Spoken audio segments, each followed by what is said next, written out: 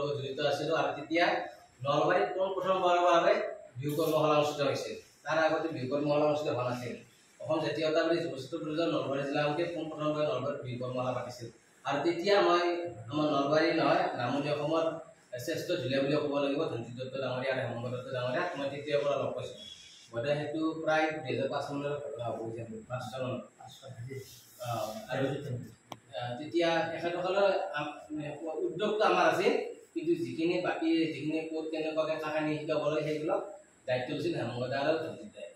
আৰু তেতিয়াৰ পৰা এটা মোৰো সেই যিহেতু সেইটোত কৰ্মশালাত মই জড়িত হৈছিলোঁ জাতীয়তা কৰ্মী হিচাপে, আৰু তেতিয়াৰ পৰা আহি বালিউডৰ এটা সৰ্বশ্ৰেষ্ঠ বিহু দল এটা তেতিয়া আছিল। আৰু পৰৱৰ্তী পৰ্যায়ত কিন্তু দলটো গৈ বিভিন্ন প্ৰতিযোগিতা কৰা নাছিল। এটা সাংস্কৃতিক দল যেতিয়া গান্ধৰ্ব তেতিয়া এটা বিহুৰ কাৰণে এটা সাংস্কৃতিক দল এটা তেওঁলোকে তেখেতসকলে বিহু দল উলিয়াইছিল বালিউডৰা বিহু দল বুলি। আৰু তাতে এটা বহুত সুন্দৰ দল এটা নলবাৰী জিলাৰ নহয় সমগ্ৰ অসমত এটা আশাৰী এটা বিহু দল আছিল। আৰু তাত প্ৰায় 8জনীকৈ নাচনী আছিল। ভণ্টি দুগৰাকী আছিল আৰু বেলেগ বেলেগ মই তেতিয়া ধৰিব পৰা নাছিলোঁ। 8টাকৈ বিহু যেতিয়া ঢোল বজাইছিল 8জনীকৈ নাচনী আছিল। আৰু সেই দলটোত মোক অকণমান সুযোগ এটা পাইছিলোঁ জুৰি বজাৰ কাৰণে। আৰু তেতিয়াৰ পৰা চিনাকি দাদাহঁতৰ লগত আৰু তেনেকৈ মই বিহুৰ লগত সোমাই পৰিলোঁ। আৰু পৰৱৰ্তী পৰ্যায়ত যিহেতু মোৰ আচলতে বিহুতকৈ ৰাপটো হৈছে গানত আৰু নাটকৰ প্ৰতি, আৰু তেনেকৈ বিভিন্ন জেগাত সোমাই যোৱাৰ পিছত এইটো অকণমান এৰিব লগা হ'ল। যদিও বিহুৰ মাদকতাটো কোনো এৰিব নোৱাৰে, বিহুটো বিহুৱে সদায়। এইটো বিহুৰ ভিতৰতে আছে বুঢ়া হওক বুঢ়া বুলি যেনেকৈ নহওক বিহুৰ প্ৰতি মাদকতাটো সকলোৰে থাকিব।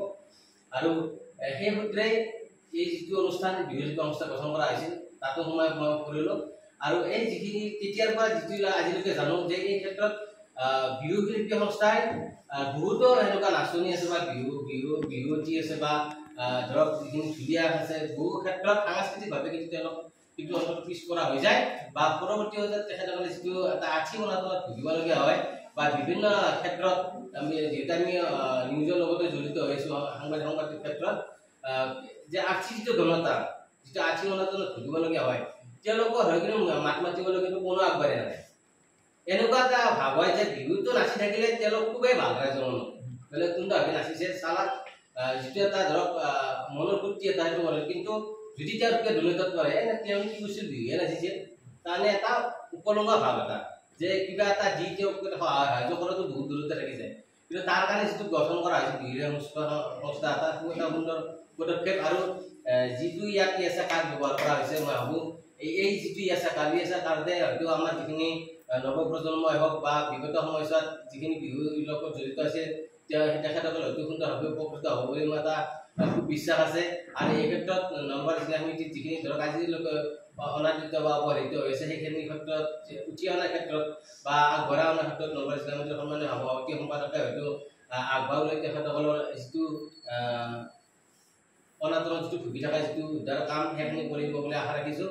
আৰু ভৱিষ্যত সময়ত যদি মোৰ ফালৰ পৰাও যদি কিবা সেনেকুৱা নিউজৰ ক্ষেত্ৰতে হওক বা বিভিন্ন যদি কিবা আৰ্থিক অনাটনৰ ক্ষেত্ৰত যদি বিভিন্ন ধৰণৰ যদি সহযোগিতা কৰিবলগীয়া হয়, এগৰাকী বিহু শিল্পী সংস্থাই নহয় বিহু শিল্পী সংস্থা আচলতে মই কমিটিত যদিও ৰাখিছে আচলতে হেমন্ত দা বা জ্যোতিৰ হাতৰ তুলনাত মই ইমান জড়িত নহয় বিহুৰ লগত বা সিমান যোগ্যতাও মোৰ নাই।